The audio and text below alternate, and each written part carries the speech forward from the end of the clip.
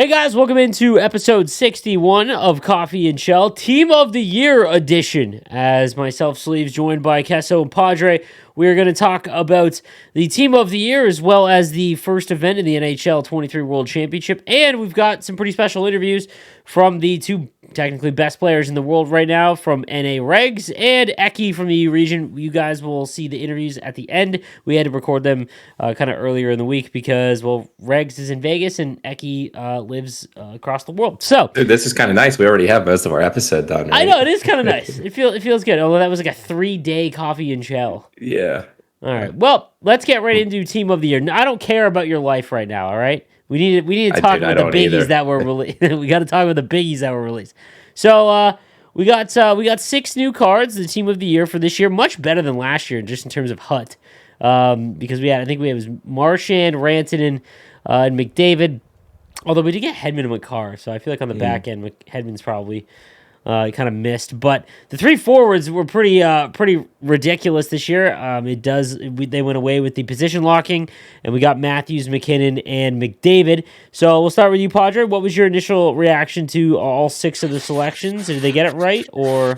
Oh, 100%. And it's the best 3 forwards probably. Well, I can't say that because Draisaitl is really. Can you guys hear the Roomba? It's really funny because it just went by in the background. Yeah, that's what got me. That was hilarious, right? Yeah. You see that quick went by. It just slowly went by. That's what got me. Sorry about that. I didn't know if it'd be that loud or not. It wasn't really loud. It went by in the background, and that was funny. So, anyways, all right. What did you think of them? 3, 2, and 1. I loved every pick. And I never give them a lot of great credit with stuff because I always feel like they butcher things when it comes to real life hockey. But these are the best 3 most dynamic forwards in the league. When it comes to skating, you have the 2 fastest probably skaters with the puck. You have one of the best shots in the world, Matthews, and I love Draisaitl too. That's not a knock on him. He's a stud. Would you have been? Do you think McKinnon over Draisaitl is the right move? I do because he won the cup, and he's the highest paid player right now in the league. So he's technically. I mean, who would you rather have, McKinnon or Draisaitl, if you made a team? That's such a hard question. That's a very hard. I mean, in hindsight, I guess technically McKinnon because he's a Stanley Cup champion, he's won it. Yep. But they it's not like they didn't get to the conference final. That's very tough. That's a very tough question, actually. If you replaced last year's team and you replace McKinnon with Draisaitl, they win the cup, right? They still probably win the cup. That team does. I'm saying, who, if you were building a hockey team and you had to pick from one of those 2, who would you pick? I guess McKinnon. Draisaitl just gets so crapped on because McDavid's there. But when McDavid was hurt, his heart, Draisaitl won the heart, correct? Not last year. Yeah, he's a great player. Yeah, awesome player. Yeah, future Hall of Famer. So it's just nuts. I still take McKinnon. Yeah, it's still right. I think it's McKinnon. So I loved it. I'll just I'll say I guess who I built real quick just because I'm sure Chris will do the same. So obviously I moved to Olgen. I didn't have as much time. And all the people out there know I never spent any money. I got a donation. They got him. They got him. I got a donation from one of my longtime buddies, and he saw my team. He was like, "Buddy, go get a better team." And this happened, and I was like, all right, fine. And I told Sleazy about it. I'm like, I can't be that big of a jerk and be like, thanks for the $250. I'm just going to put it in my pocket and not do what you asked. I just feel like too big of a jerk to do it. So I actually, I spent, I spent $150, I think, or something like that. And I got nothing in the pack, shocker. I actually opened my new gen packs for fun on my console that I was saving up, or my new gen team for months on end, pulled nothing. So I ended up building one of the 35 trade-ins, which Junior Penn's our buddy. He did it 5 times in typical horseshoe up his butt like he always does. Never gets unlucky. Never gets a duplicate. Yeah. He got every single team of the year besides Shesterkin and didn't re-roll any twice where he had a dupe. I'm like, you are so lucky. Dude. So I did it, and of course, I'm sitting in the Discord. I think you might have been in there. I'm like, let me see if I can. Hopefully, I don't get Makar, and I think I said Shesterkin. I get Makar and Shesterkin, and I did it on New Gen. I got Makar and Shesterkin again. They will not leave me alone. And so, and I know a lot of people that are watching this are probably like, oh my gosh, Makar's amazing. I understand.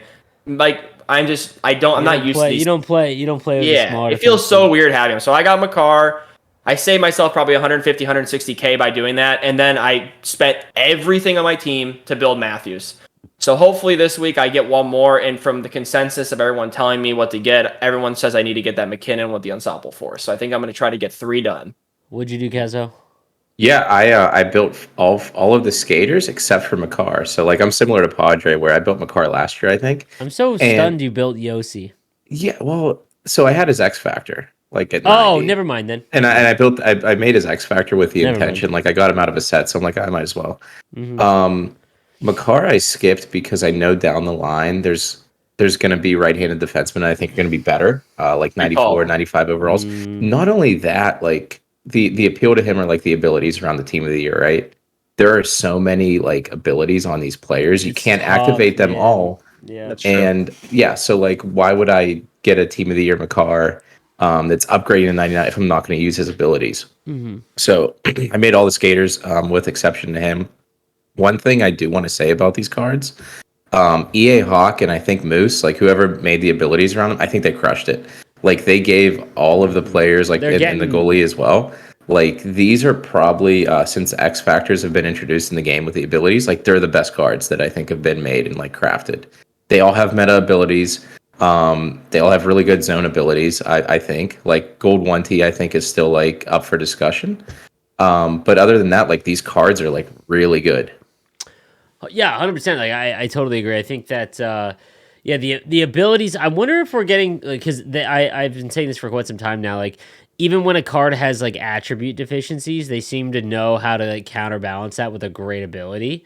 And you're running into this situation now where if you have an amazing team and you have a pretty good team too, where like man, like there's so many good abilities, it's very difficult to like use even like on your second line. Like it's very difficult, especially with the team of the years. What was some of the abilities you like the most on each card?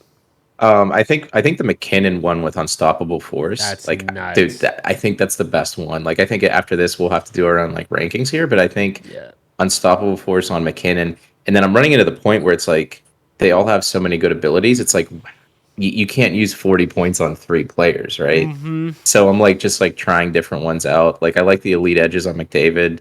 I'm still like unsure about the no contest on Matthews. I had like Gren said it's great. Like it's for hard like to straight quantify. line. It's one of those ones where you don't like. It doesn't appear where it would be like, oh, that's because of that. Always those kind of abilities make it a little bit more difficult. Yeah, exactly. So it's so hard just because like these cards have like 5 good abilities. So it's like, are you really gonna use all your points? Well, I guess it's 50 now. They upped it, but it's tough. But I mean, do you think I that we're getting great. to the point where there's too many abilities added in the game, like or the ability point thing? Like, do you think if they go to like 60 before GWC is over, that makes it almost comical, or is it just like everyone has this like stacked teams now? So it's like, yeah, no, I mean, I think it's like I like the decision. I think it should remain at 50. 50 is pretty safe, yeah. Yeah, I think 50 is pretty safe. It's hard because there's only like 5 good abilities in the game, and they all cost the most, right? So like right now, there's a decision. Do you think that's an issue that it appears that like the content team knows how to make a good card, which is great. Like that is a play. Like what you just said, I echo 100%. Like they know the abilities to put on these cards to make them like wanted, chaseable ones. Do you think that is will eventually become a negative thing because we really only see like the same like 5 to 7 abilities? Yeah. Well, and I mean, we've noticed this last year too. Whenever they release, like last year, I think like so many cards with like gold tape to tape or something, right? Because they like love that one or something. So it is an issue because we don't see the other abilities that show up in the game.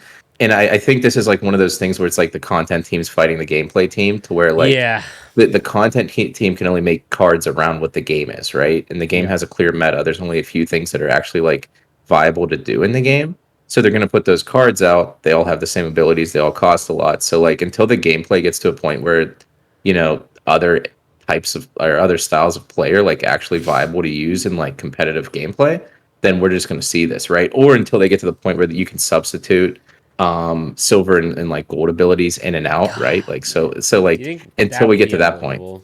What's that? That would be unbelievable. Yeah. Because this is what we talk about like all season long now, ever since last year when X Factors became a thing, is that X Factors are like the new hotness when the game launches because they're usually the best cards just because of the ability to upgrade, right? They get highest, like they're always the highest, and they have abilities because even though like an 89 Matthews might come out, it might only have one ability, so it's not like it's But now you see when cards like Team of the Year come out, like those are handpicked, the best like 6 abilities you can have. If Austin Matthews, if you have Austin, I said this in my video, if you had Austin Matthews X Factor, or if you had all 3 of the forwards X Factors, and you could only make one, it's 1000% Matthews, because at least McDavid and McKinnon, like their cards are already so fast and good that like if you couldn't upgrade to their Team of the Year, at least you have Matthews because his card is now useful, whereas his X Factor was just, it's awful. Like it's not good. They need to do a kind of rehashing of the X Factors at the launch of the game. I think I made Makar and then the 3 forwards. I've made Yossi and I will make Yossi. Shesterkin is awful, or at least the consensus that I've had in my community, where it's the only one where people have been like, I hate him.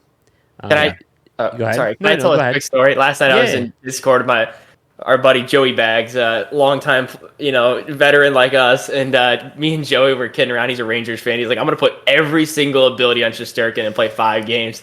And Joey's just comedy like always, and he was chanting Igor how they do it at the Rangers games every time he makes a save.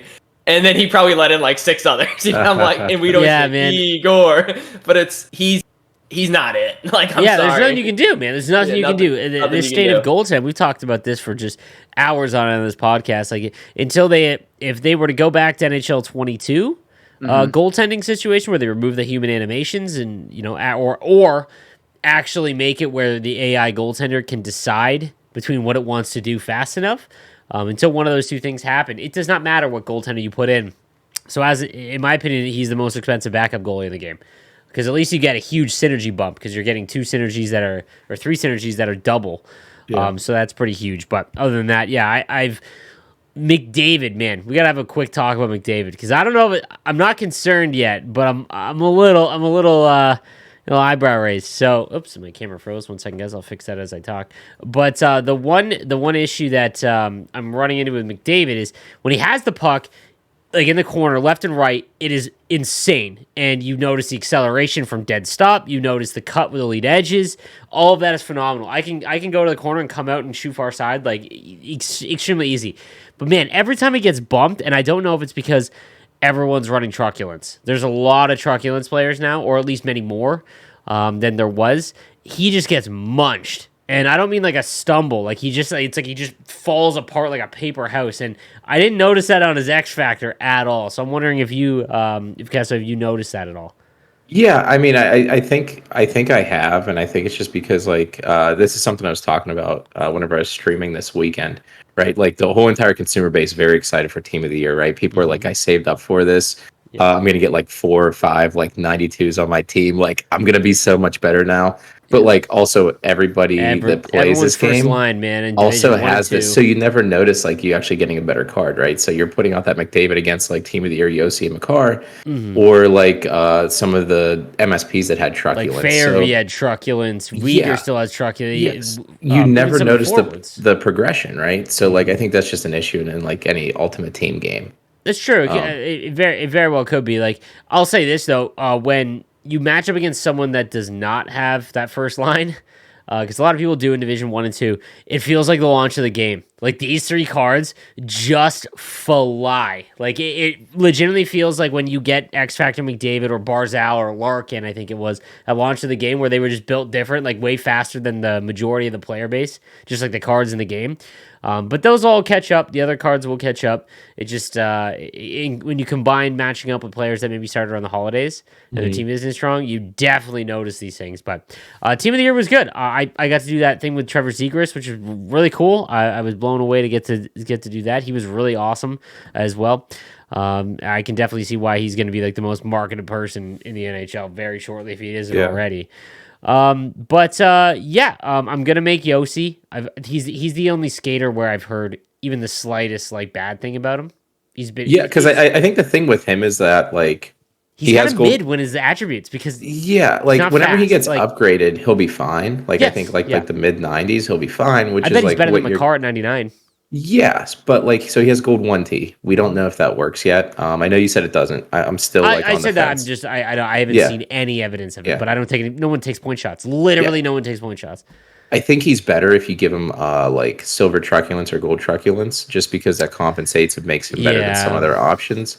He does have like silver stick him up, which is like just because like yeah. So like right now he's just okay. Like, is he worth $1 million or whatever it costs? No, he's not. I think he eventually will be. Yeah.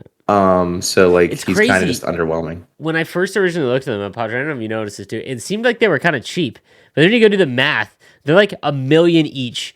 And I think that in prior games, could you imagine like if you're on your team, even though you started again on PlayStation 4, but like if you were to make 3 of them, that's 3 million in coins. Like I don't feel like in any other NHL game, because of like the hut inflation that we've gotten from the objective system now, where you just get coins every single game or everything you do. Like it didn't seem as expensive as it was, but now it's like when you look at it, it's like almost $1 million for each one. Yeah, I think we talked about this off the podcast. It's kind of crazy now because everyone knows like what's coming and everyone's just ready for it. Where back in the day, I feel like it was like, whoa, you have 5, you spent so much money, or and you still.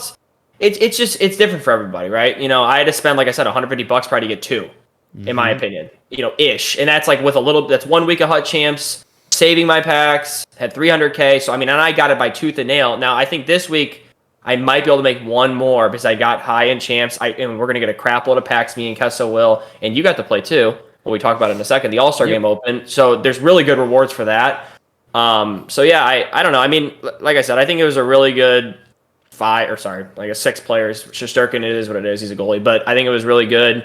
I'm curious to see, how the McDavid thing works out, because we talked about that a little bit, and I love the Matthews so far. And the weirdest thing is I put him on center, and I've never done that before. And I know that sounds weird because he's a center. No, but his X factor is awful at center. Like it's a very mediocre center. Right, and with this game, with the back doors not working like they used to, I used to always just come down the boards. It was how I won the GWC the Blues bracket. I came down the boards with Lemieux. I sauced it over to Matthews, and he banged it home because he had a great one-timer. He still does. But with how this game is, it's like, man, I think I'm just gonna have to play him on center and get his face-offs all the way up, and and that's what he's gonna be my center. What do you think about that, Kessa? Because you kind of think we're the same way in the years past with him on the wing. Yeah. So like I activated the silver quick draw, and I didn't notice it too much. I didn't either. Yeah, and I was kind of disappointed because I don't know how. I mean, I feel like I'm a kind of a freak for face-offs. Yeah, but like dude, I'm good at them, and I have like 60% plus. And maybe it's because we're going against Beagle all the time too. Like Beagle throws a wrench in the works. And Krejci. Yeah, there's a couple guys with actual quick draw now, but I mean, even 60%, like it will win you the ones unless you have someone that's going up against or a quick draw, right? Like you will win. You will win those. 60% is good, and like that's what I was at. But like I feel like I'm usually higher, especially with like Beagle, because like I deactivated gold quick draw to whenever I got like the new. Yeah, so what I was thinking about, and I was curious what you guys think. Like I think it's too much to run all 3 of these guys on the first line, because like most people are like allocating all their AP to these guys, right? So I was thinking about dropping one and just putting in like a good winger. And maybe I drop Matthews to the second line and put Beagle on like the first. That's probably I was gonna say, but that's probably the one, because I mean, the thing about McDavid and Matthews is they don't need abilities, because right now in the game there's 4 cards. Well, there's 2 that have 99 speed. There's or maybe 3. I think maybe Solani, but I don't know if he can get to 98 or if it's 99. And Gartner and then McDavid. So, in my opinion, I mean, we talk about Eki. We'll talk about this in spoiler in the interview in a little bit. But you don't like need anything really on him if he has 99 speed at this stage of the game, because there's no like that's enough of a separator compared to the rest of the cards that you're going up against. So, but Matthews, and this is what I'm about to say about Yossi Makar. Even though he's a bit small right now, he's still one of the best defensemen right now for sure, because his speed advantage is elite. Like that's a large gap. A lot of players only have 90, 91, 92-ish skaters. Him having 99 is definite advantage. The other guys like Yossi and Matthews are at like 91 or 92, so it's not as a big gap. But he'd probably be the one. I'd probably put Beagle back up at 1, but it's so cool to have those 3 hop over the boards, man. It's like, it's a nice little flex. Like my second line is Lemieux, Beagle, Gretzky. Like, and it feels fun. It feels fun flying out over the boards. I do love having 2 quick draws. I've never really had that. And I now think about it more than ever when I'm in my zone. And I'm like, all right, Beagle's going back out there, because I know that I'll win the draw, especially in my own zone because of the boost to tie-ups. Yeah. But yeah, that's probably what I would do. again, it's just really hard with so many good abilities, man. But rankings for him, like, do we have a 6 through 1? I'll go first and let me tell and ask you. Yeah, because you probably have it in a video, right? Yeah. But I did it situationally because I think it's impossible to rank. Yeah. I think it's impossible to rank 1 through 6. It's all based on situation. Shesterkin is a do not make unless you are a Rangers fan or you like Shesterkin. Would not make. That's not worth $1 million.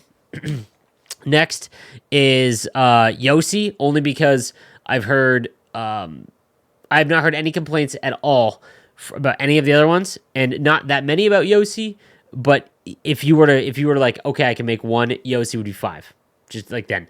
And then it's like, okay, do you have any of the X factors, right? Because if you have an X factor, my opinion is you need to switch it. Like you need because like that's half. Like there's a lot of people that have been asking like, okay, I have Makar is X factor. Should I just go and make Matthews and whatnot? And it's like I guess, but like I would try and change your X factor. I think that's a good idea though. It's close. Like it's a lot of. I think it's situational too, though. You have to play. If you're a good HUT Champs player, you're going to get 5 to 7. Yeah.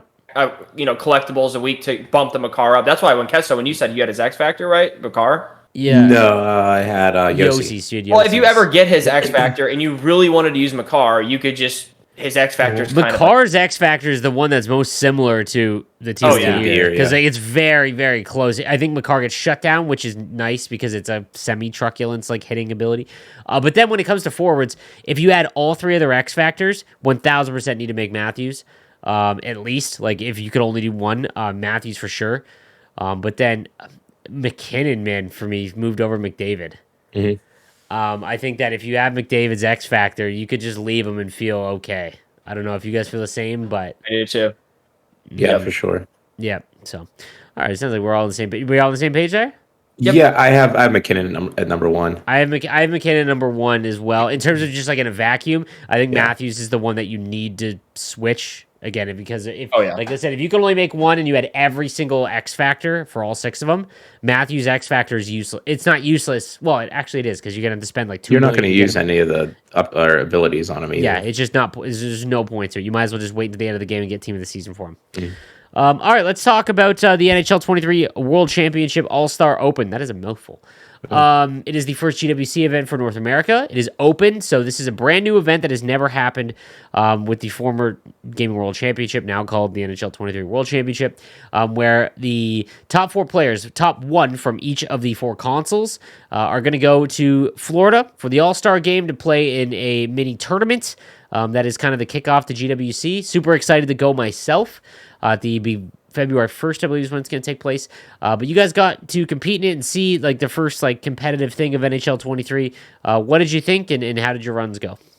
Yeah, Padre first. Padres is long. Yeah, Padres is there. Okay, so I went 20-5, and we have an hour and 8 minutes left.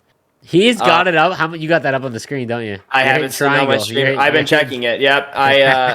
There's this one guy that could pass me up, and I'm telling you right now, Goofy NHL or Yasonk, I swear to God, if either of you win trade, I will get you banned so fast your head will spin. Because I got screwed this weekend, in my opinion. Obviously, the competition's not as good on PS4. There was a guy I matched up with. Anybody that's on PS4, anybody out there, and I'm hoping this gets fixed. Knock on wood, it probably won't be. If you go over to your round points on the leaderboard, any leaderboard, HUT Champs, apparently GWC, it will give you an error code. Sometimes it happens right away, and in my case, it can happen 2 minutes, 3 minutes. I mean, it just varies. I went over after a game and looked on the leaderboard to see my round points.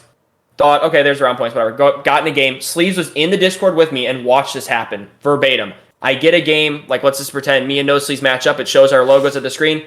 Bam, get an error code. Every single time you check your round points, you get an error code. So I got a loss that way, and it was against a kid I actually DNF'd about 30, 40 minutes before that, 4-0 in 18 minutes. So I think I would have won again.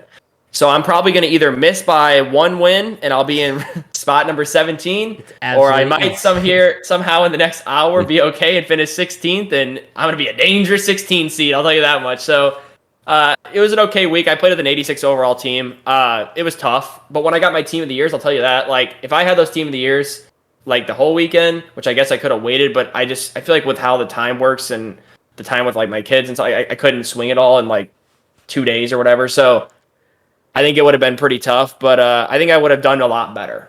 those team of the years are really freaking good. Even McCarr, just like I use them basically like a hybrid forward. I just ran up with them and stuff. And the kids are so bad on here, you could do that. But if I was like playing Kesso and I did that with McCarr, I would get killed. Yeah.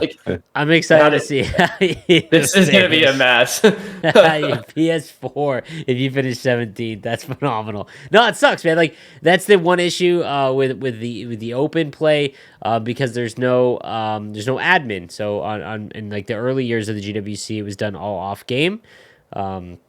And it was done on Versus, and essentially, if there was an issue like this where the game didn't work, like air it out, things like that, your admin, whatever, would just take care of it. So this is an issue. Hopefully, it gets taken care of. This issue is only happening on PS4, it appears, though, guys, by checking your round points and getting an error code. So just a little heads up.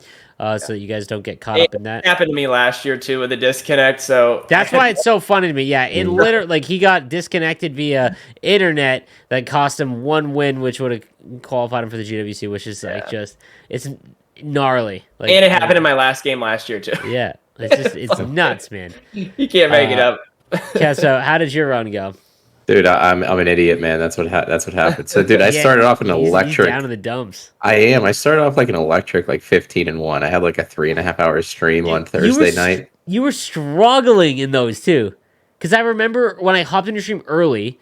Yeah, it might have been right around the one loss you had. That was the second game. Yeah. Yeah, it was early on, and the mood and the vibes were not good. Yes, and I didn't watch the rest of the stream. Dude, I figured out the issue. So like I was like.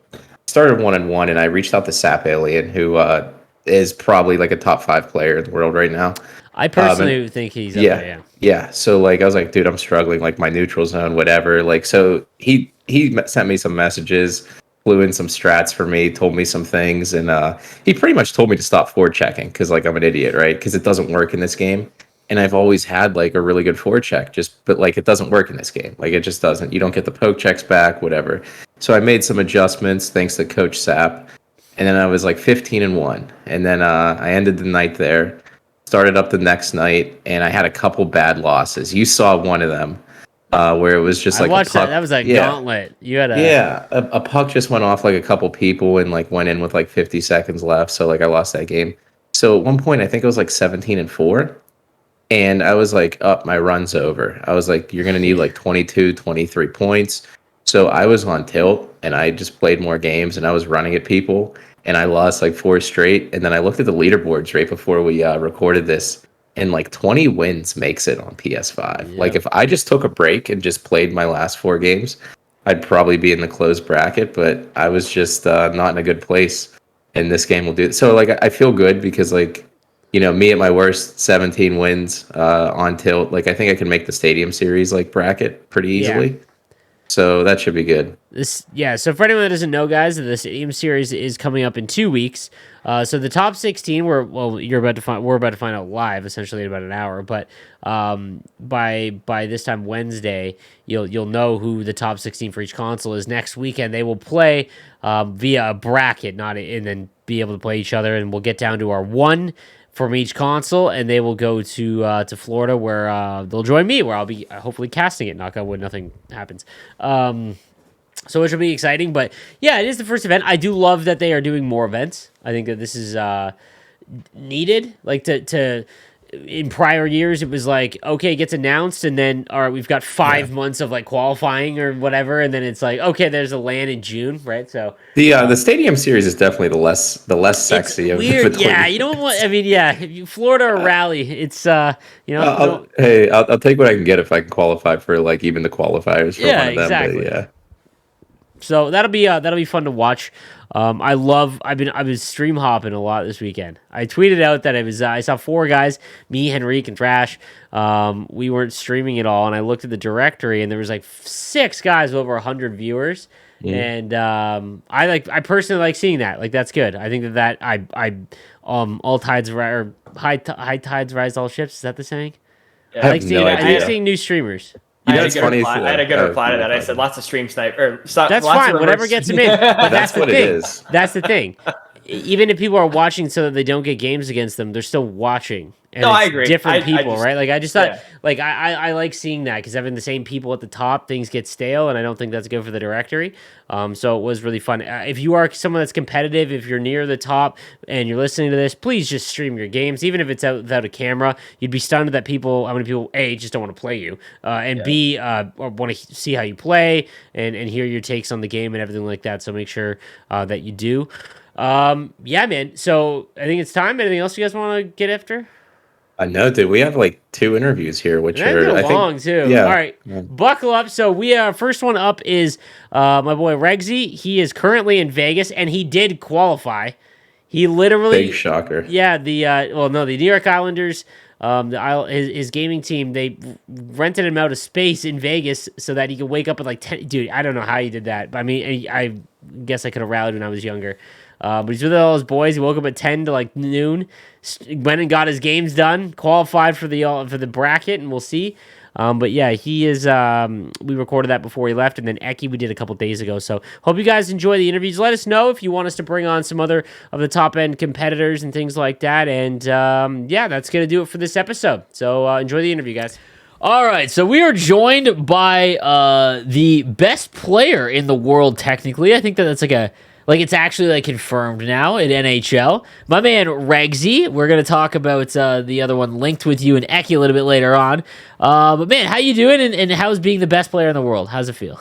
I wouldn't call myself the best player in the world. God, but no, doing good. I appreciate you guys having me on here. Get to talk about that Regs versus Eki matchup a little bit, and expand on the GWC this year. Absolutely. Yeah, of course. Yeah. You want to go first, Stu? I was just gonna say, you brought up the Isles matchup, and we were all excited. Like at least us in here, we were excited to watch you play because you're really big on the. I'm not trying to crap on or anything, but you circle a lot and you look for the perfect pass. And I was like, how is he gonna do that this year? Because not to say that you can't still score, but it's you can't do one timers anymore. You were notorious for you'd hit a one-timer almost in the corner last year. I remember watching you at GWC. So I was curious going into that game. I know Sleazy said you didn't play the game a ton.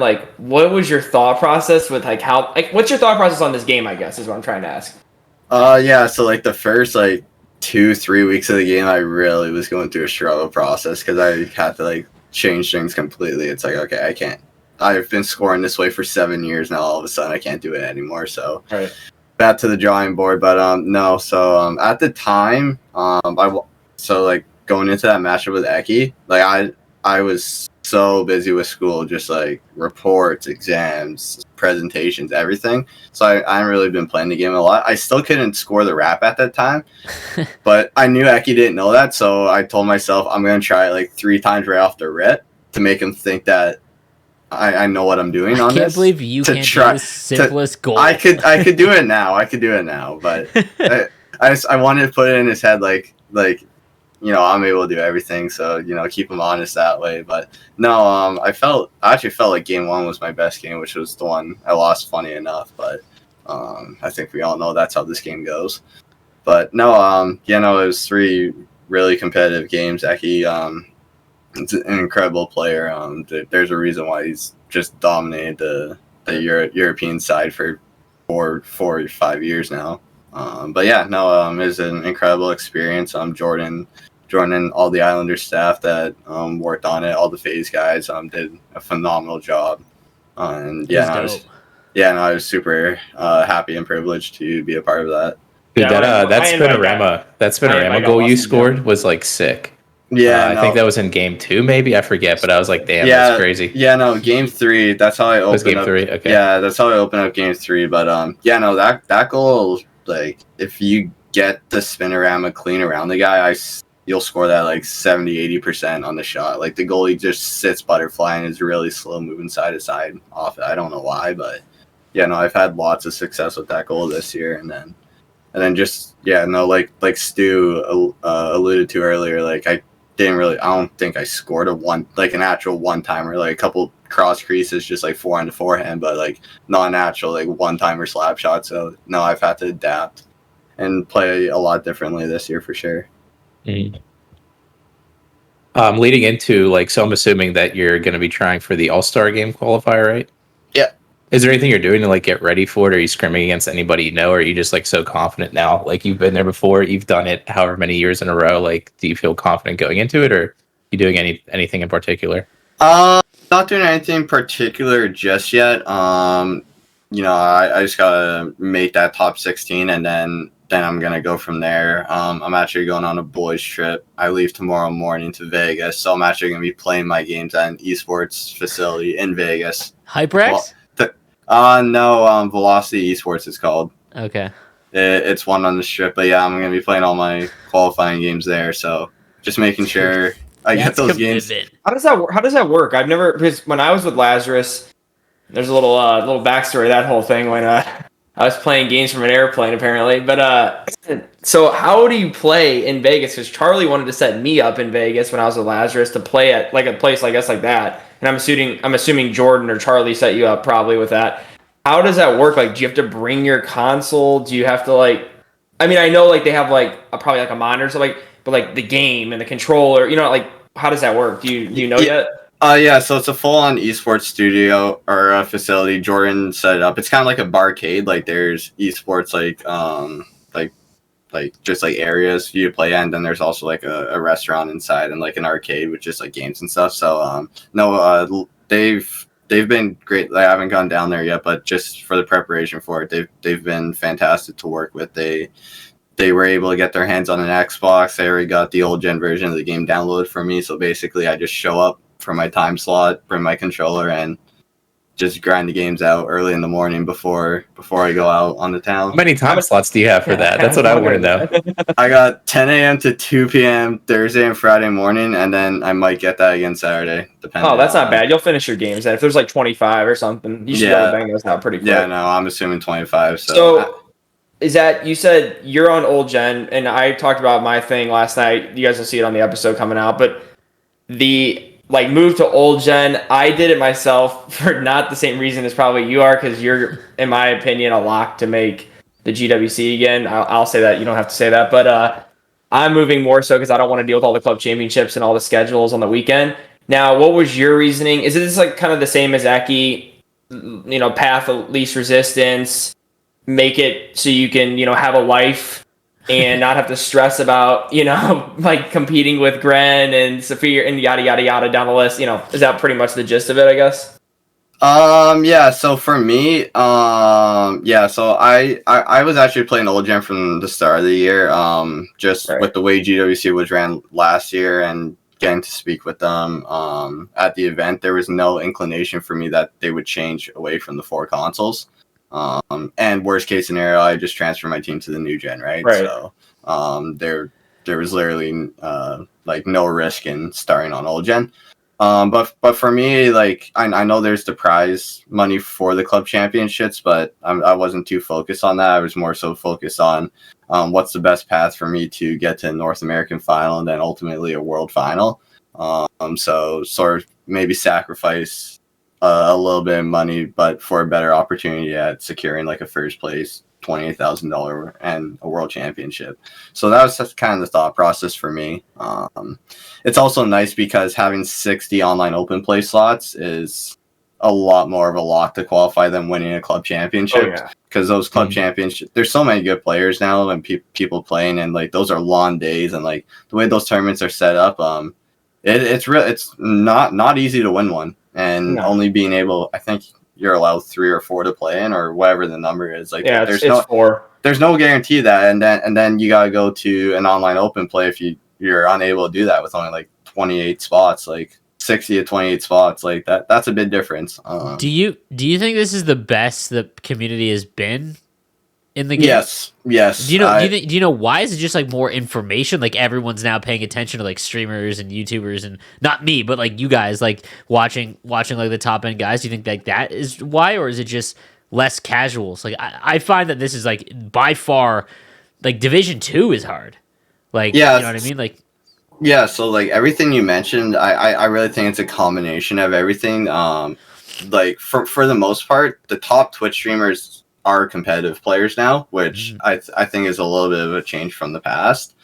So now that we have that, there we go.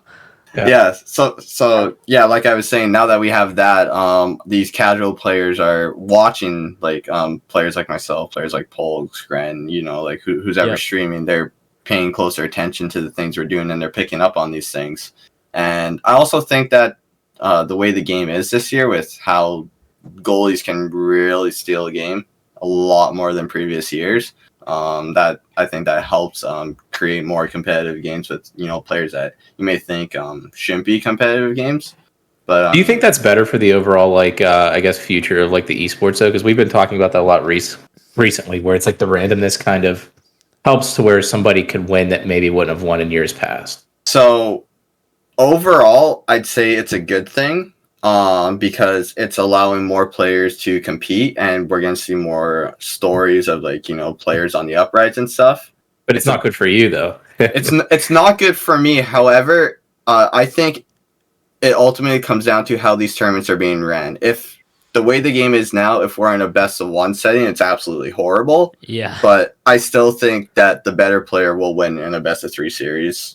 9 out of 10 times. I think one of the most insane things, I'm gonna be honest with you, as someone who casts the event and cares about the longevity of the event, if you and Gren are in the finals again, awful. Just because I don't think it's talked about enough. Everyone just knows that you guys are the best, but to think that when it was I believe it was there was a time where it was best of one, and the fact that you two survived the bad games of this game is.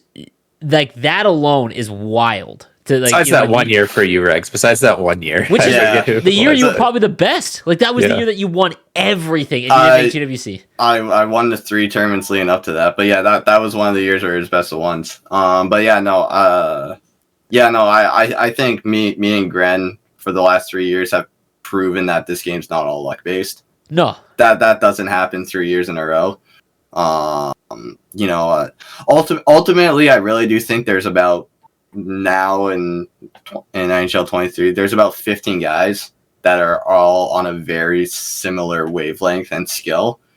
But then I think there's about 4 to 5 guys that separate themselves, and it's solely just a mental component. Who are those 5? You're gonna put me on the spot here. I want to know. Can I name them and see if I'm right, Regs? Okay, yeah. You, Gren, Polgs. I got one. And this is where it gets tough. I was gonna say Jost, but he's not playing apparently, which he will play. I'm gonna say Sap Alien. Sap shows up for the biggies. It's crazy, man. The guy doesn't get phased. Who is it besides the 3 I named then? The other. I'd say me and Grim for sure. I think Polgs is the most skilled player. I think he still has to work on the mental game a little bit. He needs to win one. Yeah, he needs to win. Yeah. But once he figures that out, I don't know who's going to beat him, if I'm being honest. How much he plays and everything. But no, I think me, Gren, Polgs show up for big games. Who do you think is in the next tier? Who do you think is the next Gren and Regs? See, I think it's you and Gren, and then it's just kind of, there's you said 4 or 5 guys, and then it's everybody kind of right there, 15, 20 people. I think the guys right there, right on that cusp, are Geimer and Joes, and Benny uninstall. I think those guys are the next guys up that are gonna sort of replace me and Grennan, become the guys who are winning. If they don't win one tournament, they're winning the next one. When do you think? When do you think you're done? Yeah, dude, every year. That's what I wanted to know. I remember when you were 16 years old, man, when I just started being a content creator. I met you at the Leafs land, where I met Padre, actually. That was 2018. And you won every single year, or a lot of them. You struggled before you won this last one overall, but yeah, you didn't win that day, big boy. You play less every year, and it's gotten to the point now where it's stunning that you can, because when you think about it, regardless of what you can play lawn darts, but if you want to be the best in the world at it, you have to put in just insane amounts of time. So when do you realistically think you're done? Is it just the next time? If GWC doesn't go your way, do you see yourself just being No, if GWC doesn't go my way this year, I'm not going to stop. For me, I've said this before, I don't really play the game because I enjoy playing the game. I play the game. I play the game because I know I'm still capable of being one of the best, if not the best.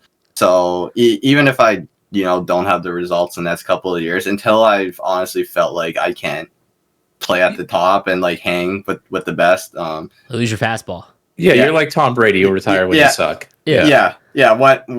When there is. Like, yeah, it's like Tom Brady, right? Tom Brady feels like he's still a top 10 NFL quarterback, so he's not going to stop playing. If I still feel like I'm a top 10, top 15 player in the world, then I'm not going to stop. But hey, just like Tom Brady, he's sliding into that playoff spot in a weak division. You're sliding in on that Xbox One console. So there's a lot of similarities, honestly. Exactly. Very similar. No, Regs, I never won anything like you. Like, I won, like, small stuff, but, like, I was a lot like you. Same with Kesso. Good player, like really good players. In my opinion, we went to school, we had jobs, we had girlfriends, wife now, kids, yada yada yada. I feel like if you play the game of hockey or you watch the game of hockey, you have button skills and you hone your timing correctly, you can still do it. Like there's not a lot to it. Like you probably put in your 20 champs games. I don't even think you play money games anymore. You're a lot like how I was, where it's like you play when you can. In the game, like, I know the game this year with the goalies, it's still the same kind of game. If you just, like, use your brain, you're like, oh, like, look at Kesso, he's doing that rap glitch. Oh, look at Grant, he's doing that glitch. And you kind of just learn things. I feel like, am I right about that kind of? You just pick things up. You don't play 1,000 scrims versus somebody over and over and over again. I don't think you have to do that, and you could still be really good. Am I wrong? No, 100%. Exactly what you said, right? So, like right now, I'm not really making any content or streaming that much. So it's like when I go into a game against Eki, I don't know how to score the rap, but I'm going to make him think I know how to score the rap, right? So he treats me like any other player. So a lot of that is just like having an understanding of how you could manipulate your opponent's thinking of what you're going to do and stuff. And like I said, I honestly think at this point, like everyone's on such a similar skill length that it really is just a mental game. All right. As the series progresses now. What do you think that, like, the players that have a shot at winning GWC, as opposed to, like, Hut Heroes, for anyone who doesn't know what a Hut Hero is, just someone who's very good at Hut and, like, hasn't done anything in the GWC or the NHL 23 World Championship. What do you think that you guys do differently in terms of preparing, or just, like, when you spend time on the game, what are you doing that makes you guys up there? Yeah, you don't just land there. You're not, you know what I mean? Like you guys all had to come up. No, so for me, it's always finding a way to challenge myself. So, I'm sure everyone knows old gen is quite a bit easier than new gen. So, for me, the goal isn't now okay. Like new gen, it was all right. Find a way to go 20-0. Now it's like okay, I'm most likely gonna go 20-0. Let's try to give up less than 20 goals in a Hut Champs. Let's try to score more than 100 goals in a Hut Champs. So just like little things to make sure when I am playing the game, I'm playing at 100% and I'm striving towards something. And then if those things aren't happening for me, then going back and evaluating how do I fix this? How do I get better week to week? Do you watch your own gameplay?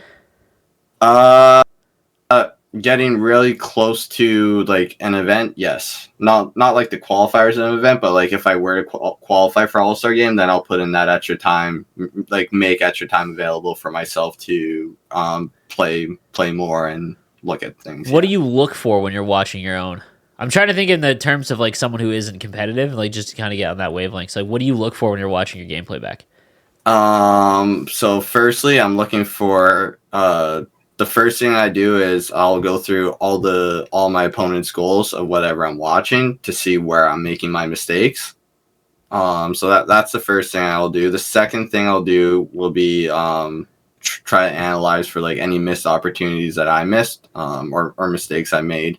Not so much that led to goals, but stopped me from possibly scoring a goal or gave a quality scoring chance to my opponent. So those are the two things I'm looking for. And then it's really just like, for me, it's always been, okay, this is what this streamer is doing and he's the best at. How do I implement it into my game and become better at this than he is? So instead of trying to take it away, you just learn it and then try to do it better. Yeah. That's a weird, that's a right? odd way to go about it. So NHL 18, NHL 19, I'm watching Josh, who was the best at the time at the one timer. So it's like, okay, I'm going to implement this into my game. I'm going to become better at Josh at this. Last year it was, okay, Junior Pence kills people with rebounds. How do I implement rebounds? And Did you won on better? rebounds? Yeah, and I think that was the craziest thing watching you last year in GWC, because you incorporated that, and then you also did that play.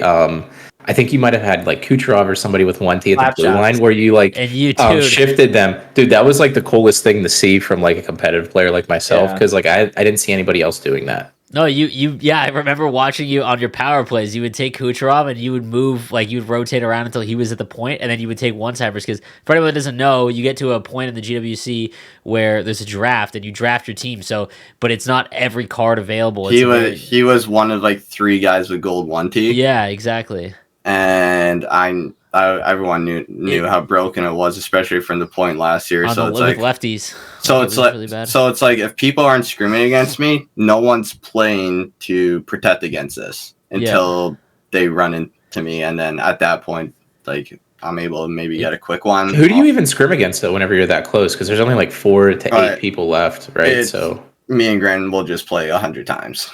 What's so funny? You guys end up playing each other every single finals. Yeah. So if anyone doesn't know, the last 3 championships have been these 2. It's funny because 2021, when he beat me, I probably beat him in about 75% of scrims, and then last year he probably beat me in about 75% of scrims. But I remember when you lost. The person who won the finals were like swapped. So you got blown out and ended up coming back and lost it. I think it lost in overtime, and I was like, oh man, like I don't know, like that. That's crazy. Are you guys talking when you scrim, or are you guys just like not even saying? Nah. Like we just text back and forth. Like if something funny happens in the game, or like I always wonder one of us scored a nice goal on each other, but no, we're not really talking, or like we're taking it 100% seriously. Like even if we lose to each other in scrims, we won't tell each other. But like when I lose to him in scrims, I'm pissed. I'm sure he feels the same way when he loses to me in scrims. It's just like I don't want to lose him. Yeah. Do you like how everything comes down to GWC? Not like here's the thing with you, and I've said this to Cookie before. You guys could quit the game right now, and you done everything you could. You know what I mean? You won 6s, you've won championship. Like Cookie won his hometown championship, Andy won his 6th, GWC in the same year. Like you could just quit and you've done it all. Like you're playing with house money at this point, right? That's how I look at it. I know you're competitive, and I'm super competitive too, like same kind of thing. I get it. You want to win everything. But do you hate how kind of back in the day there was more tournaments, especially in Versus, and I think it's more like an even playing field? You're kind of like me, Kev, so you don't spend money. So it's, I'm playing a God squad, but I know I'm better than the guy, but I still have to battle the team difference, where back in the day it was Versus a lot of things, and it was more of like a measuring stick. I feel like back then you could be like, oh, like, I beat Josh in this Versus tournament. Like I beat him in that tournament. Like I think I'm better than, now it's kind of, I feel like, tough to judge yourself. I know like Hut Champs, the leaderboards, but it's kind of wonky. Is that am I wrong? Yeah, no, I would prefer shaving the GWC prize pool into making the club championships be worth more money where everyone could compete in them. I rather have more volume of tournaments because the money's great. Anytime I win a tournament, it's going straight into my savings basically, and I'm looking forward to, I have a very rare opportunity where I'm able to make money gaming that's going to help me with a down payment on a house in the future and stuff. But ultimately I want to win as many tournaments as possible, so I would prefer 32 tournaments of $5,000 in comparison to one tournament of 150,000. That wouldn't be fun for all of us though, because you would win all 32. Like that just isn't cool at all. I think it'd be a cool idea, honestly. Yeah, no, it'd be great. You could spread it out. All right, so like one of my last questions. So he brought up Kucherov, and you used kind of like an obscure team for some people because everyone, the meta is the size and all that stuff. But when it gets to Versus, it's more about the speed, the shooting. So was that your thinking last year for GBC? So what kind of players are you, I guess, currently using right now? Some of your favorite Hut players that you'll be using, I guess, in the All-Star game, for some of our Hut fans out there. The way I'm playing this year, I would draft a very similar, if not identical team in a GWC draft. You just took best available, right? Yeah. It was weird. I took whoever was the fastest because, right, it's played in Hut, and I think it's filtered differently. The speed difference in Versus isn't that noticeable, but a speed difference in Hut at those overalls, for whatever reason, feels like night and day for me personally. So that's what I would do again. What's a card that you're using right now on your team that like you are like, this is my Yeah, card? my bad. I guess I didn't ask that. Yeah, what are you using right now? Like some of the guys. MPP, Marie-Philippe Poulin. Dude, man, I've been telling people, man, whenever I go up against someone that has her, she just does not get knocked off the puck. Doesn't get knocked off the puck. I swear she's skating under sticks because she's 5'5". But it's nuts. It's nuts. Yeah, no, like players like that. So like, my first line is the Timu Solani. Like milestone. Yep. It's so funny how little. Marie-Philippe Poulin and X Factor McDavid. That's my first line. Okay. So you got X Factor McDavid. All right. What do you do on defense? Give me a defense that you go for. Do you go for like? And what abilities do you like? What abilities do you like too? I really like stick 'em up this year. So really? I have that. I have that activated on a couple defensemen. Wild. And then I like elite edges too. Especially on the forwards to turn around. Tell the story. Yeah, tell that story because Kessler Sleaze has brought up in the past about your elite edges because a lot of people don't put elite edges on their D unless they have a car. We did a video. Yeah. We did a video going over like abilities in the summertime, and you said that you love the elite edges on defensemen, and I was like, that makes no sense. And you pointed out that it stays on when you don't have the puck. Yeah. So like your defensemen just go. The AI is using elite edges. Yeah, it feels like yeah. So even so for stick 'em up's completely user based. I actually don't even know this year. I feel like my CPU pokes at times when I don't even press a button, but yeah, that's another story. But no, this year I'm sort of preferring elite edges on forwards just because you can't score just one timers anymore. So it's finding ways to use the L2 mechanic and get creative in and around the net and in tight spaces, and elite edges helps a lot with that. People might not know you're also one of the best sixes players in the world because you're just good at everything you do, which is frustrating. But do you feel like this year plays? It appears they made an effort to make all game modes play very similar because in the past there was World of Chel developers and there was 1v1. Are you noticing that the game feels a lot more like World of Chel? Yeah, and I think the results of guys who are considered World of Chel players are a little bit higher this year in Hut Champs in comparison to previous years. Yep. I think because of that they've taken away sort of manipulating an opponent's AI into just scoring one-timers. That's a little more one-on-one creativity like with the L2 mechanic and stuff and Titan stuff. So because a lot of saucers and cut plays. A lot of saucers, a lot of cut plays, which is, what sick. That's all six. Major component of 6v6, right? You hate the goalies though? Aren't the goalies just awful? I don't like the goalies. Because I want the game to be a similar experience to how I watch real hockey. And Thank you.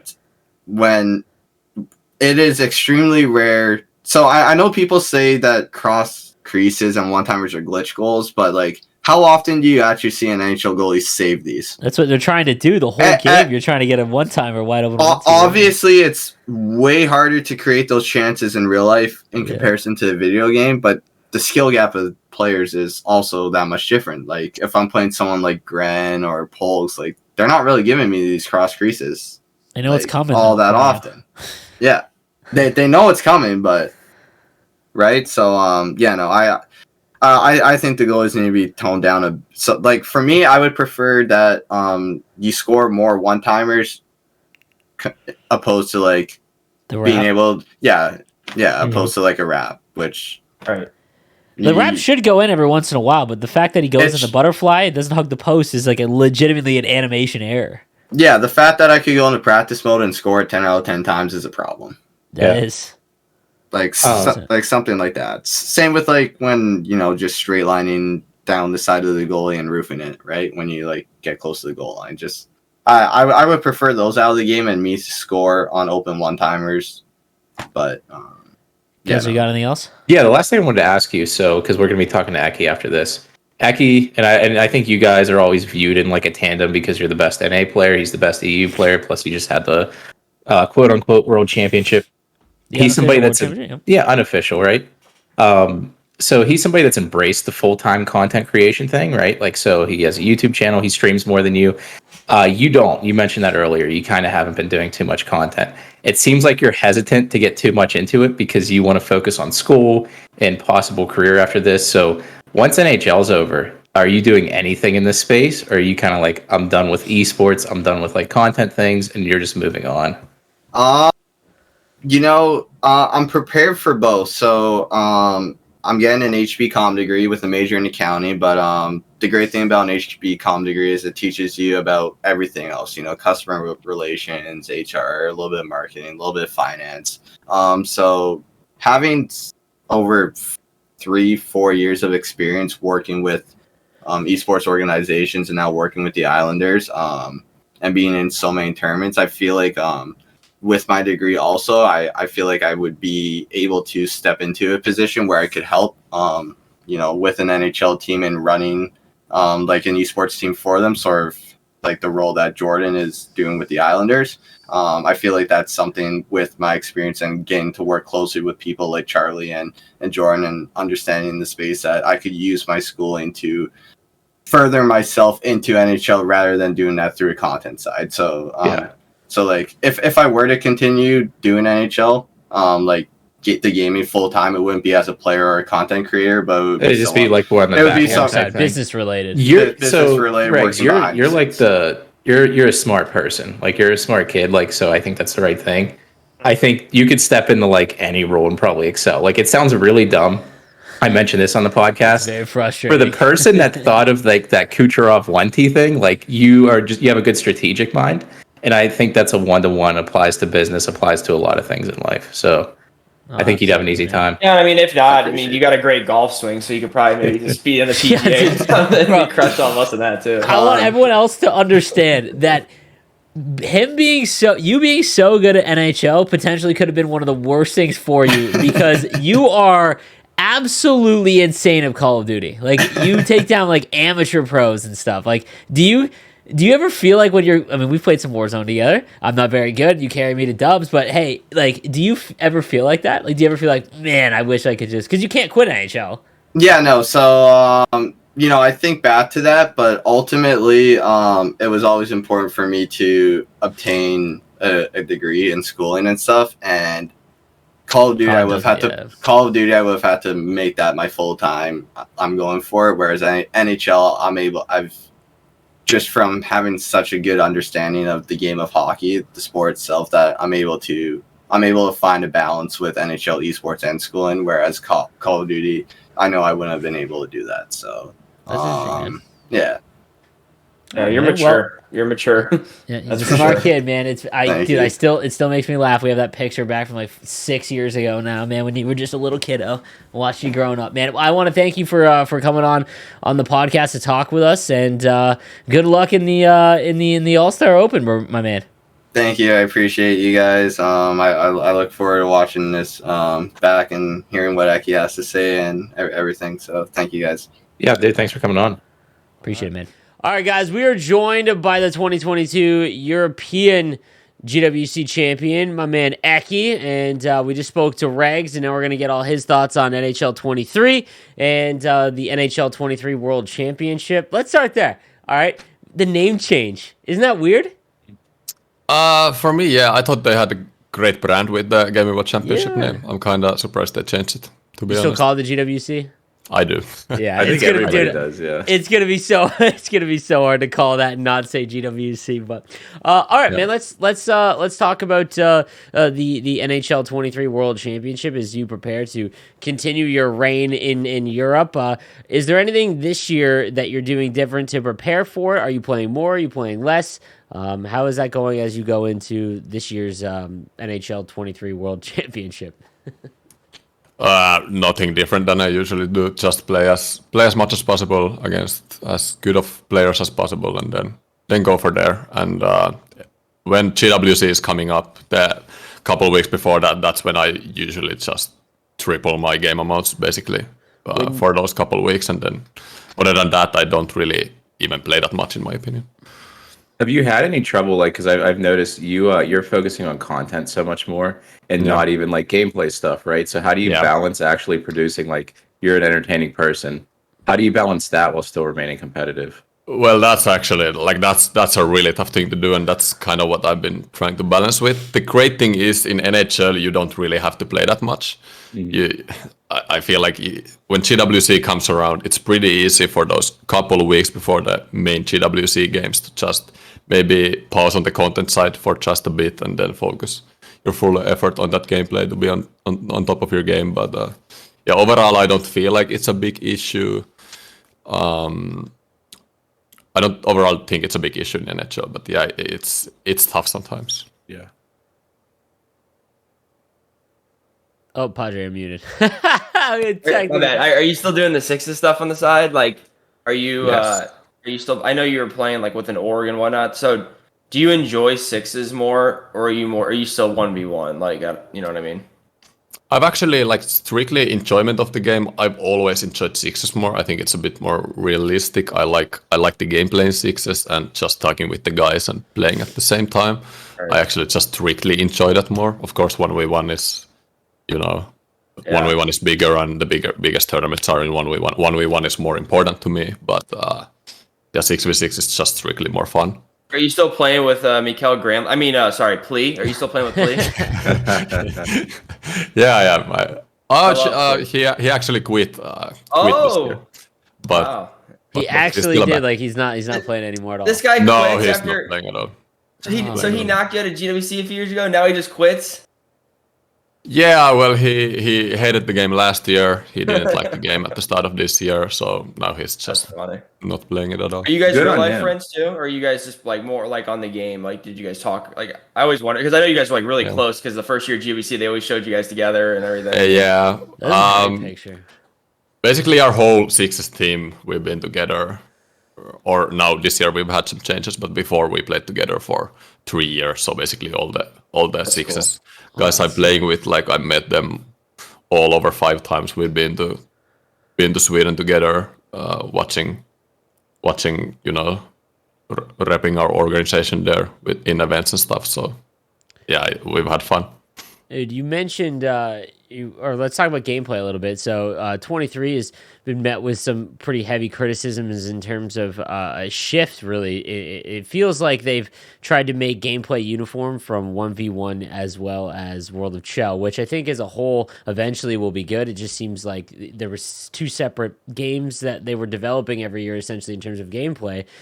Do you think that what it is right now is good or bad, or what would you change about 23? Strictly the gameplay? Yeah, strictly gameplay. Yeah. Well, number one thing I would change is your AI wingers not coming down in your own zone, because even if you're running collapsing and protecting it, they're still at the point, which I don't understand. The goal is How do you counterbalance that? For me, I just play Stackered because it's basically the same. I like how your defenders are positioned with Stackered, and then I just defend basically the middle with my center, and then just leave my wingers up there doing whatever they want. But it's sometimes very tough, and that's the main reason I feel like behind the net plays is so OP this year, because your wingers won't come down and you lose.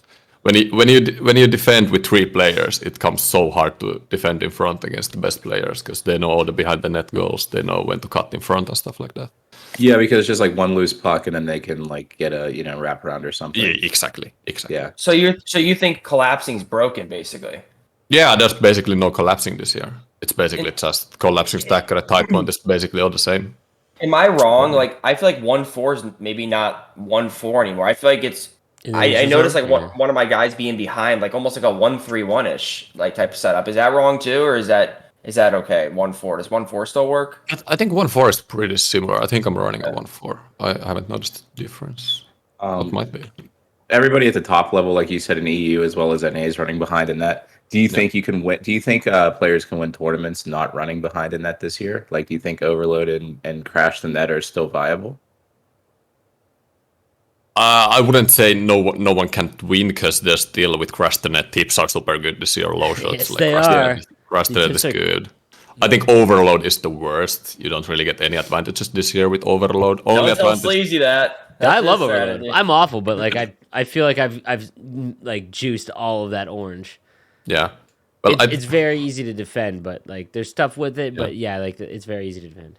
I loved Overload when the basic one-timer was the best way to score. Like every time you got that open one-timer, it went in. Overload, you always had that one guy with the one-timer. But this year, when the one-timers don't even go in, I don't really like get the point of running Overload. I think that Overload is the easiest to teach people that don't know any strategies, that are just trying to react. I think that Overload is the simplest because it's you can see it when it's set up. Like it's very easy to see it. Behind the net, everyone's moving, and crashing the net, there's really no predictability. Or there's a lot less predictability. And then, you're right with the points. Like, I just go for tip shots, like L2 at the point a little bit and fire for someone's stick. I just find that being hilarious. I can't wait for someone to win a huge game with that, though, because I bet their opponent is not going to be happy about it. Let's talk about HUD a little bit. We're recording this after Team of the Year release. We recorded Regs' interview just before. So what are the Team of the Year cards that you're chasing? So I made McKinnon this morning, and I made Matthews. I played Matthews for 5 games. Didn't like him at all. I felt like he felt super stiff. He had one or two goals from me in 5 games. Did you activate everything on him? I tried different abilities. I felt like with Elite HS he felt a bit better, but without Elite HS he felt really awful. And then final one I'm doing is on my car. I have 33 collectibles right now. I need that final 7, so I have 1 week to collect that 7. And it's hard when you look at that. Like, do they have a week left? I did the same thing. I'm like, man, I got to figure out how to make Yossi, and I got 40 collectibles I got to make. Dude, I spent a lot of money today on packs. I'm not proud of it, but I did the team for GWC. I didn't get the best pulls, but I got enough to do those Team of the Years. And then I have the X Factor McDavid. I thought about exchanging that to the Team of the Year, but I actually think I like the X Factor more because he has the gold wheels. There we go. Padres big on that. Wheels. He likes the gold wheels. That's what it is. Yeah, because thing what makes McDavid so much better than everybody is he's just faster than everybody, even at 99 speed. Yeah. So I wouldn't lose that by making the Team of the Year. Do you notice McDavid, McKinnon, their custom skating strides, and Eichel, and because I feel like they're faster. I actually talked to some of the Sixes players. I don't know if it's the same way in the Sixes in EU, but they told me that we all use these goofy skating strides because we can hold on to the puck better. And I'm like, what in the world? So then I thought to myself, okay, let me go. Me and Sleeves went and looked at every guy last year, and those were like the 3 or 4 guys. Like 4 random guys, man. And Aaron and Svechnikov too have it. And they all skate like so much faster. And I just feel like the gold wheels of McDavid, I know it's 10 AP. I was telling Sleazy and them yesterday, I'm like, man, I almost would keep his X Factor. I understand he's got silver, but there's something about the gold. I don't know. Maybe I'm wrong. And the thing is, like, even the 92 X Factor has almost maxed out speed and maxed out puck skills. You don't need to upgrade the X Factor McKinnon like so much longer. So I wouldn't, at least I won't waste, when I don't have the best team anyway, I won't waste the 20 collectibles making his team. Do you like Matt? And I see you have the jersey in the background. I know you're a Leafs fan and you're a Matthews fan. And you probably go to the Coyotes anyways. But anyways, do you like him on center or do you like him on the wing? I always liked him on the wing because he's got that glitchy shot. Like, he's got that weird one-timer animation too. Dude, I think in Versus, I play a lot with Toronto. He's usually amazing at center, but I tried this Team of the Year card at center, and he wasn't working for me at all, at least at the start, so I probably will have to try him at the wing, see how he is. Well, let me ask you about abilities, man. Again, I think that because this is going to, like, the game feels a lot more like Sixes, so you're seeing a lot of abilities that might not have been like. I think No Contest is a pretty big Sixes ability, and it seems to be pretty prevalent in 1v1 now. But what abilities are you talked about? You talked about McDavid and having 10. Like, I want to talk about wheels because there's a lot that comes up a lot, and I bet there's a lot of people that are going to be contemplating making McDavid as other ones. Is using wheels on McDavid worth essentially 20% of your AP? When all the cards now, I feel like last year there was a lot of cards that maybe had one ability that were good, but now they're much more knowledgeable when it comes to what people want in terms of abilities, and it's like all these cards are coming out with multiple great abilities. Is it advantageous to just sprinkle a couple good abilities on a few cards, or like heavy load 1 or 2 and 3? Like, what do you do in terms of abilities? That really depends on the player. Whatever, like for me, it's important to get your best players to work. So whatever makes that happen. A big reason again why I won't do the Team of the Year McDavid is wheels cost 10, but then if I do the Team of the Year, I probably have to run elite edges on him, close quarters. But Yeah, he 12, had unstoppable force. It's even more than the wheels actually is. So yeah, it's tough. Like even like McKinnon has all these great abilities, but end year when it's GWC time, your couple first lines are stacked. You can't anyway have all of his abilities active. So it's a very tough thing to balance. I think I usually my top 2 lines and my top 4 defensemen is where I try to stack the abilities and just have none in the bottom lines. Speaking on abilities, for goalies, do you notice butterfly effect at all as like being like a good ability, or do you still think it's just worthless to invest in goalies? Like Team of the Year Shesterkin came out. Would you recommend making him to people or no? No, I think it's too small. I haven't tried many goalies this year, but the ones I've tried with abilities, I honestly haven't noticed the difference. But again, I've only played with Markstrom. I tried. Okay, you're rocking Markstrom like me and like everybody else. Okay. Yeah, so I haven't really tried many goalies. I wouldn't use ability points on goalies. Last year, post to post was very good. Yeah, I haven't tried it this year, but I wouldn't think you need it. Yeah. The Isles event, you just got back from it. How was that? Like the whole experience? I mean, it looked awesome on the stream and whatnot, and Jordan does a great job, obviously, and you and Regs had good games, and I'm sure like the games were kind of just like a small part of it. You didn't really care after that because you had a great time, I'm sure. How was that? Yeah, it was awesome. The two NHL games with the best seats possible. Especially I live in Finland, I never get to go to NHL games, so it was absolutely awesome. Games were fun, even though it was kind of show match, but obviously we still were very competitive, and I wanted to play Rex. I haven't played him in a long time, see how he plays, and really enjoyed the trip. What does Regs do that makes him so good in terms of North American like players? Like, what does he do different that like other players that you might see don't? Just comparing to other players, I felt like he defended zone entries like unbelievably good. And then I think that's his sixes experience. That's his sixes. Showing, I feel people forget that like he is one of the best defensemen in sixes, and I feel like that is like definitely like a big bonus. So that really jumped. That was the number one thing that jumped out to me. The second one was just his behind the net plays. So he knows how to run behind the net, when to pass, when to hold it, and then he can throw a random spinorama goal in there every now and then. It kind of he did do that when he was on. I complimented him on that one. He's super dangerous. But I honestly felt like his like zone entries are probably one of the most important part of competitive games, and he was probably the best I've faced like regarding that. Like it was very hard to get to his zone. So yeah. A lot of the new people that might listen to this episode because of you are EU players. You're definitely the favorite going into NHL 23 WCM. I said GWC. Attaboy, Kevin's going to love you. Yeah, and so besides you're the favorite. Here are some other people you think can win the EU championship this year. The best player I faced this year is Pikku Roger.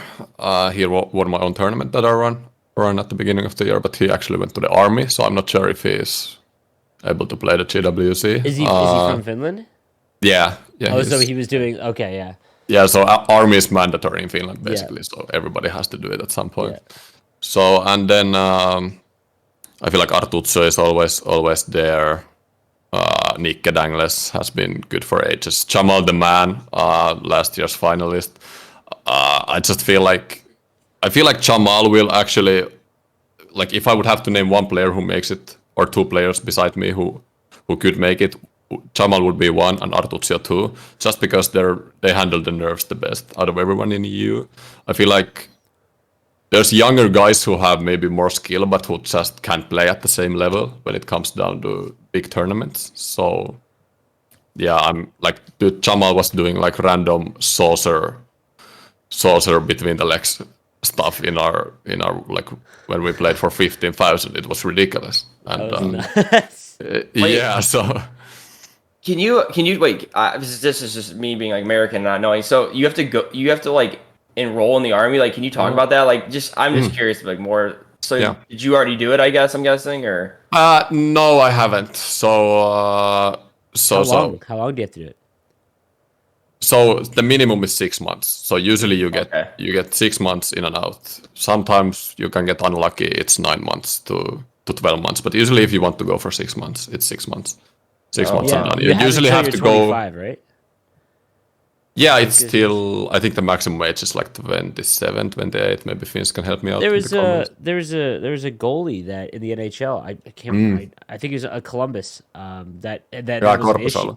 Yeah, of course. Yeah, that was an issue. Like he had to go. He hadn't done it yet. Yeah, it's pretty interesting. I mean, like that's really interesting that you have to that players have to go do that. I want to talk about Jamal. Man, do you feel like there is I would say a lack, but like maybe a lack of new players that get to the top end, and why do you think that it takes so long to get up onto like the stage of being a potential GWC player? Because I know in North America now we're finally seeing like the second wave, but like the first 4 years it was really, really hard for anyone new to break into the GWC. It was really just like Eki and Regs, and John Wayne and Junior Penn. So is there a lot more newer players, or what do you think is holding it back? Dude, in Finland, I would say there's probably at least 10 players who, in my opinion, are just skilled enough to win the whole thing. Mm-hmm. But the thing is, like, especially in GWC, you notice it when you play against players that people can't handle the nerves. It's big money. It's best. It's at the end of the day single elimination series. It's just totally different. I think that's the biggest thing. If you were there the first couple of years, you've gotten the confidence that you can be there again. It's a lot tougher to beat you in the single elimination events. I think that's what made John so good. Like back in the, there was something about John Wayne. No, there's like John. Okay. There's no way John was one of the like most skillful guys, right? No, but I used to harp on him all the time. Yeah, he wasn't the most skilled, but he was the best on LAN, especially when the stakes were big. His gameplay really worked for that. It was wild to watch. He was going to always be one of the most fun players to watch with that, because I remember I would tell him all the time, I'm like, I don't know how you're gonna do it. And the second he gets to a LAN, it's like just ice in the veins. There's something about it. He would go out and drink the night before. I remember we were in Detroit. This is the first time I ever met him, and we're playing a LAN, and I show up and stroll in, and I'm like, I get to meet John Wayne finally. He comes in, he just reeks of booze. I'm like, dude, there's no way this guy's gonna win today. He just goes and wins the whole thing. He beats HK and it beats HK. Just no big deal. Eki and John's he's our friend, and I know like some people would get like really sad. I think you have a good personality where you're just like whatever, like I don't even care. Do you ever get sick of his stupid? I'm sending him back across the pond. He fires up the stream at 3 a.m. and he's watching his highlights from 6 years ago. Like yes, I've got that super annoyed because I don't know what like when I met the guy 18, 19, I loved him. Like he was totally great. He was like awesome, and then a couple of years he's gone nuts. I don't know what's happening. Hey, if it makes you feel any better, he does like random things like he says about me too. It's just like random. I don't get it either. He's an interesting fellow. But one thing I wanted to. Oh, you were about to say something? Yeah, I was about to say on LAN. Like that's one thing I've always felt like LAN gameplay is totally different to online gameplay. So especially like guys like John Wayne or even myself are super good at LAN because the gameplay is just slower. So the patient kind of slow gameplay works a lot better at LAN than it actually does online. That's my number one goal every year in every tournament. Just get to the LAN and you probably have a good chance to win it. Yeah, just get to the dance. That's good. Yeah, exactly. One thing we asked Reki, and I wanted to ask you. Regs. So you do the Reki thing too, Regs. Oh, which is so hard to call as a commentator, by the way. I hate when you two are on the same thing. The amount of times I want to say Reki. So one thing we asked Regs, and I want to ask you. So we've watched your stuff like the last 5 or 6 years. It's been now. It's been really interesting watching you. Like your personality's like shown so much more. I think the past couple years, you're hilarious. Some of the stuff you post on YouTube, like you have your like teaching your girlfriend how to play NHL. So the question is, there's going to come a point, maybe next year, maybe 5 years from now, you're not going to be as good as you are now. It seems like you're positioning yourself more for like that content creation career. Is that your plan post competitive NHL, or is there anything else in your mind? What are your plans when the skill's not there anymore? That's a great question. I've thought about it kind of a lot, but yeah, at the same time, I'm just focusing on still being at the top, and at the same time, I know NHL isn't a big game. Content creation is very important, so I'm trying to focus on that more and more. And yeah, and I mean, I think you're crushing it. You're almost at what, like 30,000 YouTube subscribers now. So yeah, I think the subs overall, or like the viewers overall, still need to be a bit higher for me to like totally do content full time. But it's very close. So that would be my dream, where I could just do content and all the gaming stuff would be at the side, where I would have no pressure to compete in tournaments. So that's kind of where I want to get to at the end of the day. And it's like year by year we're getting, or like I'm getting closer. But yeah, at the same time, like I think about it a lot, but I don't worry about it. Yeah, no, I get it, because you're still like, I mean, you're still clearly the best EU player, so it's like not there yet, so it's not something you have to worry about. But I do like how you mix in like fun stuff too. Like it's not strictly like I'm somebody that posts like gameplay tips and that's it. You actually have like cool ideas and like creative like videos and stuff. So I respect it a lot. Yeah, I like your road to the GWC videos. I mean, I'm not gonna lie. I might be watching a little bit too, just to hear you say McDavid and McKinnon, because I mean, I think if I was single and I had your accent and I could be I could be like the biggest wheel ever at a bar. I mean, that accent's unreal. I love it, because I'll do it when I stream. I'm like, what a goal by McDavid. I love the way you say it. It's the best. It's very good. Yo, I'm gonna give you props for the content, by the way, man. So I'm someone who pays attention to everyone. I don't like watching YouTube videos. It's something I've never done, just because I think that as a YouTuber, if you watch other people's YouTube videos, even if you don't mean to, you can like subconsciously, take ideas or start doing mannerisms and things other creators are doing. So I try to stay away from YouTube. But man, your TikTok, when I saw your TikToks with the controller, that was one of the first times in like a year or so that I've seen someone post something where I'm like, man, I missed out. That was not because like I take pride in like in trying to be not ahead of everyone, but like do stuff and keep changing and doing stuff that I'm doing to try and be like the first to do stuff, because I feel like that's important in a small player base. But man, I think that you're gonna be huge on TikTok. And why did you start doing that? That's a great question. I honestly hate TikTok myself. I hate. So do I, man. I hate making TikToks. Yeah. Like, dude, I hate it. I think it takes it's like just the feeling I get from watching like TikToks like this. I hate it. But just like it came more actually from ENS, the organization I represent. Like why don't I saw you them do a promotion? Like they were promoting it. Yeah. So I was like. Yeah, so like I was thinking, like they were thinking, why don't I do TikTok? And then at the same time, I know TikTok is a super big place. I just haven't liked it myself. That's why I was so late to TikTok. But the views I'm getting there now, like it's a match, great. Man. It doesn't matter where. Like it's better than every other platform for that. Is it as big in Finland as it is here? Like I'm assuming it's massive. Everybody uses it, and like. As a content creator, TikTok is kind of the dream, because the clips are like the easiest thing ever to do to TikTok. Like YouTube video takes 10 times the effort that TikTok does. So are they banning it in any places? Because I know like in America they're starting to ban it like in certain states, and I don't know if that's happening over there at all. I'm just curious. I haven't heard about it. Yeah, certain states it's crazy over here right now. They're banning it in the US. Yeah, in certain states. There's been a lot of talks of it. Yeah, there's a lot of talks. Okay. All right, yo. Last question before we get you out of here. All right.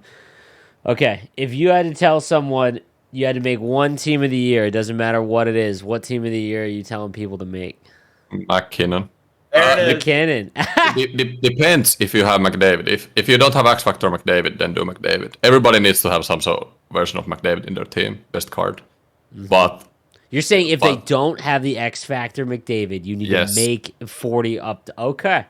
Yes, okay. They need to make that team of the year. What about if you keep re-rolling the X Factors to try to get McDavid the next few weeks, months, and then you get him and maybe use his 89 prime. I'm just making up, so you know what I mean? Because all of his cards are kind of good. I use his base card still because I haven't had the luck of getting his X. You know what I mean? Actually, you could do that as well. Okay. But just the couple games I tried with McKinnon, I think is unbelievable. You can play whatever way you want with him. You can put wheels on him. Elite edges, he can be this fast ballerina guy going everywhere, or then you can put called unstoppable force on him. You can't get the puck away from him. He's still fast, and he has truculence for some reason. Dude, my favorite. when I saw that, I started chuckling to myself when I did the Yeah. Zegers stream. I saw because he showed us all at the same time, so I'd never seen the card. Yeah. I saw the truck, and I was like, oh my god, what are they doing here? I don't understand why they gave McKinnon Draculus. Do you activate that on him? Do you think? Okay, sorry. Last question. What is the most important ability in the game? Oh, okay. Well, multiple ones. Most The ones that you think are most important. Give us one or ones. give us a couple. Yeah. Your favorite ones. Okay, Stick 'em up. well, a couple. Yeah, stick 'em up is great. Draculence, like I said, close quarters is absolutely awesome. Wheels, especially gold wheels. You can't have them many in your team, but one gold wheels in your team is pretty must in my opinion. Then I feel like I'm forgetting something. The shooting Force? Unstoppable Force is great. We're on the same Elite, page. that's just the skating ones. One more question for me though. Sorry. No, go ahead. I was about to ask you. Do you watch any North American people stream? Like I know like Sleeves, because the time zone difference. Do you know how does that work for you? Because sometimes I'll catch you. I'll be like up real late, and I'll be like, oh, Eki's live, like really late. But yeah, you know what I mean. Or it's like the morning here. Yeah. So do you catch any guys, or do you ever watch any like? Well, I usually stream earlier in the day, like finish time. It's very late for you, so usually there's no one else streaming at that time. So when it's later at night, I'm at home. I might open a sleeve stream or. Hey, or let's go. like that, but That's cool. I mostly like to watch, like if Gren and Polks play. There's a couple shoutouts, like other competitive players, especially in North America, because you guys play. I feel like a lot different, so it's kind of nice to see what you guys, It is always what fun your watching top players it. are doing. Yeah. It's always fun The watching. true the student GWC. of the game over here. Yeah. Dude, I want to thank you for hopping on and talking GWC and NHL 23 as a whole, man. And I hope you'll come back again as we start to talk a little more, bunch more people leading up to the World Championship, my man. Yeah, thanks for having me.